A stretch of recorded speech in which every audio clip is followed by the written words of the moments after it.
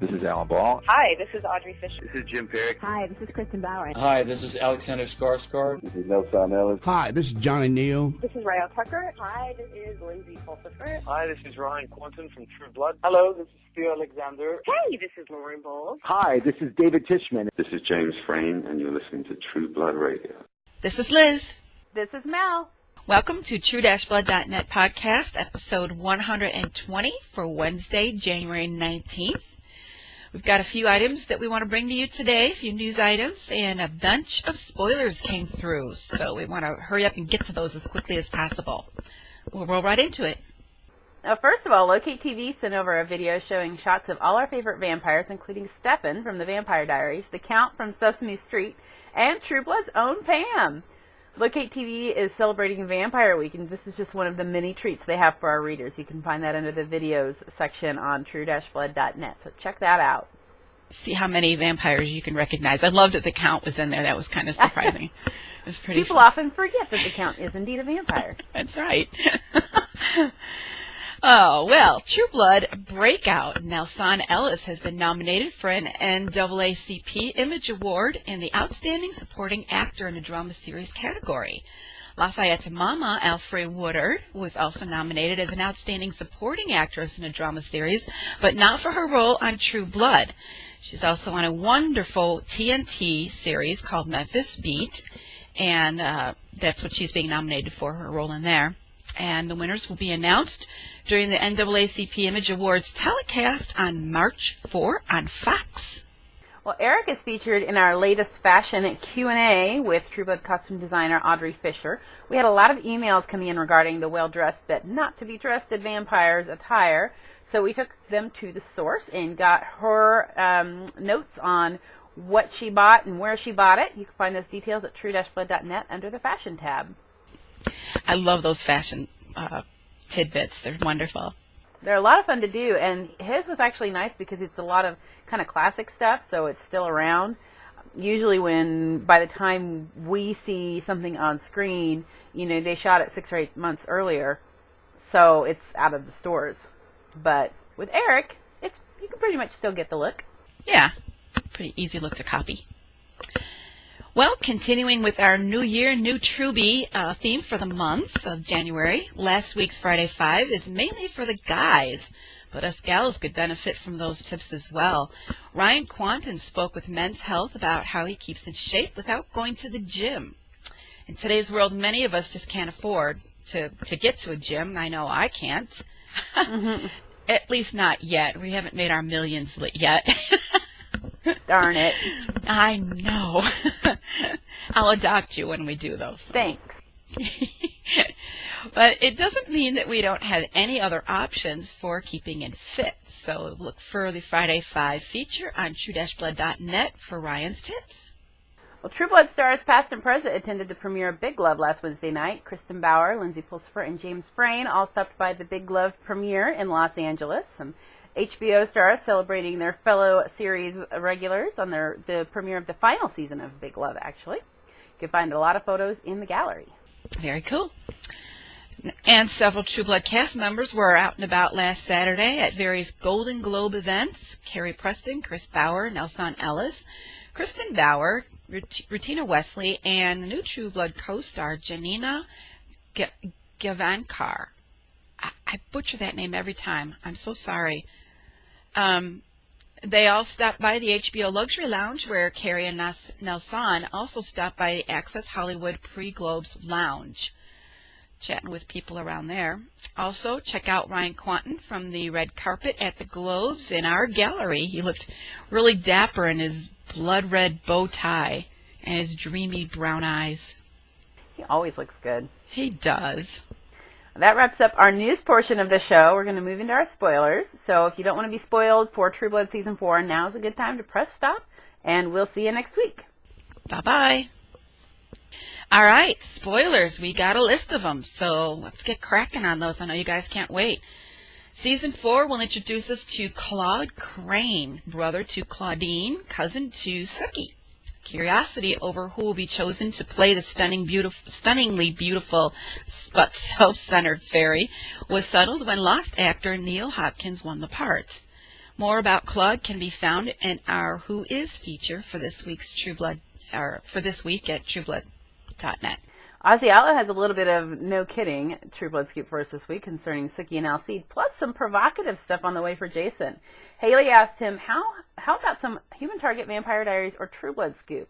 And he said, eeny, meeny, miny, True Blood. Remember last season's legendary head-turning sex scene between Lorena and Bill? Well, the word around Bon Tom is that there's a sequence in the upcoming fourth season that will have folks buzzing just as much, if not more, loudly.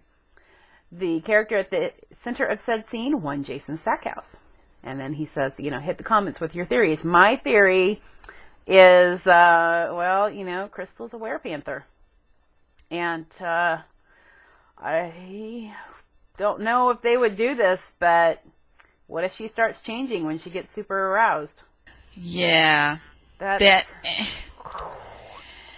is quite a taboo to be approaching, but... Yeah, that would definitely be eek. If any show's going to do it, it's this one.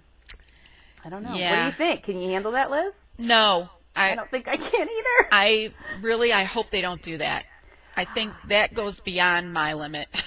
I think that's kind of a jump the shark, to not be punny, but just to use, the TV term. I think that might be a jump the shark moment for me. Yeah. But then again, within context, what if it starts happening and Jason's horrified? That I could handle. Yeah, that I could handle. Runs screaming into the night, butt naked. That would be a different story, because I would too. But if it's not presented as something that's okay, like what happened with Bill and Lorena, I could understand it within the context of their characters, that neither of them really had a problem with it. But if Jason is okay with, let's face it, bestiality, that's not going to work for me. And I don't think his character would be anyway. Yeah, I don't think so either. Yeah, so my initial reaction is gross, don't do it. But I can see how they could make it work. It would definitely be something that people will be talking about, though. I like the way you said that. Make it work. No. Anyway, the second part of that spoiler column, Adam asks, how will Alcide and Sookie's relationship evolve this season, if at all? Will Alcide begin to develop romantic feelings for her? And Osceola lets Alan Ball respond. And he says, I think Alcide has already developed feelings for her, but there are certainly obstacles to overcome for both of them. I mean, duh. Yeah. Anybody who watched season 3 knows that Alcide already has a thing for Sookie, so I think Adam needs to go and rewatch the episodes. Yeah, I think so. Joe Manganiello and Todd Lowe they put in an appearance at the HBO Globes party. It was a huge bash, and I know that some of the HBO people were tweeting about it the next day and going, "Wow, that was such a super party." Well, if Joe and Todd were there, I can certainly, imagine it would have been a great party. And but while Joe was there, he was talking. Let me tell you. He told Kristen from E! Online that if season 3 was the season of the werewolf, then season 4 is the season of the witch, which of course we already know. So that's not new news, but what Todd said was certainly a little bit of news for us. He says there's a new presence in Terry and Arlene's life. We asked if this new presence were a baby or a monster, and Manganiello teased both. Have you seen The Fly?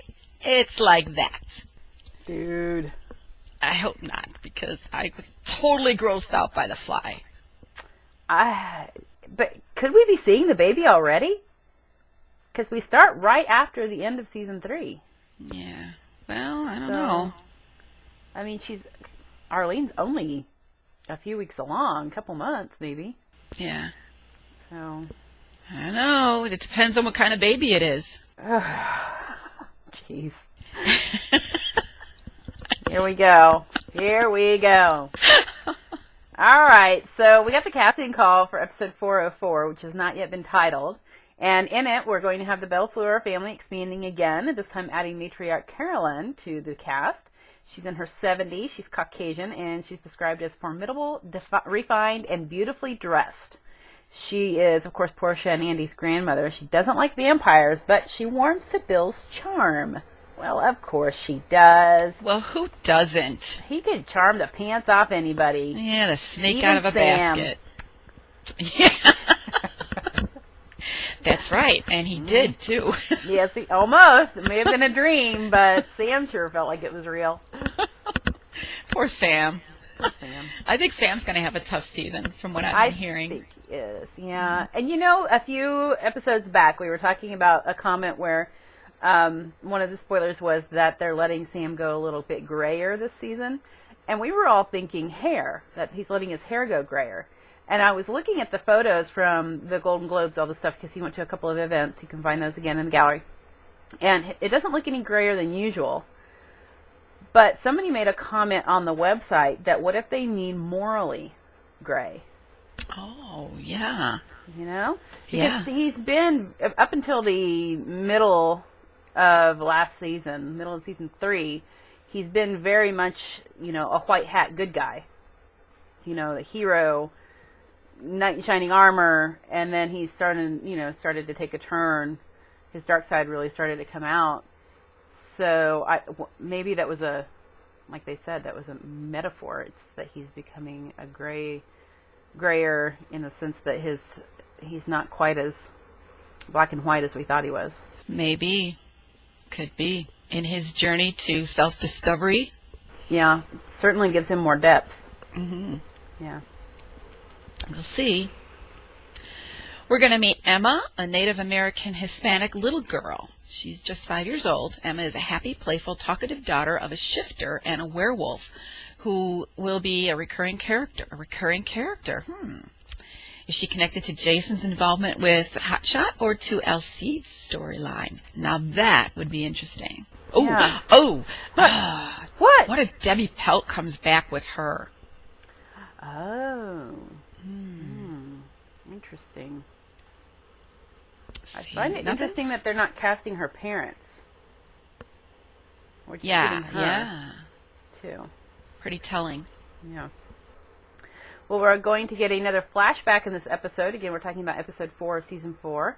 In another Spanish-speaking role, we'll see a head priest from 1610 who instigates the burning of a witch in a medieval church, and he clearly takes pleasure in describing the procedure.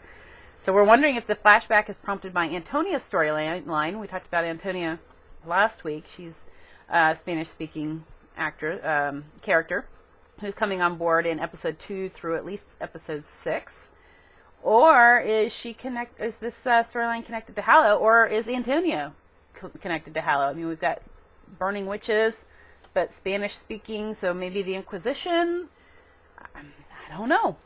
Yeah, I'm stumped on that one. I think we're starting to see, though, how some storylines could be tied together. It's not going to be quite so many separate storylines where our characters don't interact all that much. You know, we have this person going on their own storyline, and because we've got Emma, who could be part of Jason's storyline or Alcide's storyline, or maybe both together. You know, bring those storylines together. And in this, we could see that Antonia and Hallow's storylines are tied together. I don't know. Yeah. A lot of focus on the witches. It's going to be the season of the witch. You haven't heard much about Bill, Eric, and Sookie. I think we're being deflected. Yeah. I think we are. I think we're being given clues to keep us from really, really asking what's going on. Yeah, it could be. Nice. We're going to ask anyway. We're going to ask anyway. Yeah. Well, Janina is still scooping. I like this girl. She likes to talk. She tells us stuff. she tells us stuff. I like her. In a recent interview with Eastern Eye magazine, she says, I play a school teacher whose name is Luna, and she just happens to be a shapeshifter as well. And anyone who watched the show knows how quickly we shapeshifters will shed our clothes. Right now, she has a huge crush on Sam Berlotte, and she's making her move. Ooh la la. Yee-hoo. Finally, some loving for Sam. A little something for Sam. It's about time. Maybe she can help bring him back from the darkness. Yeah. Yeah. But it shows what good taste she has, don't you think? I think, Sam, he's so handsome. He is. We like that, Sam. Yeah, we pretty much, when we're not, gagging through the show, we're sighing. Not It's gagging that kind in a of a bad show. way. When we're not doing like this, we're doing like this. Well, that's all we got, I think. Be watching our Friday Fives because we've got some good stuff coming up for you, some surprises. Keep your eyes peeled. I'm not going to say anything more. That's our little spoiler to you. We also have some good giveaways coming up. There's still a little bit of time left to enter the Wicked Hot Chocolate giveaway. And then be sure to stop by on Friday when our new giveaway, it's a Valentine's-themed giveaway, kicks off. So keep watching. It's going to be awesome. Yeah. It's going to be totally awesome. So I'm really excited for the next 2 months, actually. Yeah. Well, on that note, it's time to wrap up for this week. We want to thank you for joining us. Our show is written and produced by Mel and myself. Music is courtesy of Kevin MacLeod of Incompetech.com. This broadcast is copyright True-Blood.net, and all rights are reserved. True-Blood.net radio is not affiliated with HBO or the cast and crew of True Blood. Be sure to tune in next Wednesday for our newest podcast with the latest True Blood news. We also want to thank our editor, Hunter, for doing such a fine job with our podcasts. Don't forget to send in your comments or questions to webmaster@true-blood.net. We'd be happy to answer them. And you can listen to this podcast in its audio version Friday mornings at 10 a.m. Central on our True-Blood.net radio broadcast at Blog Talk Radio. See you next week. Bye-bye.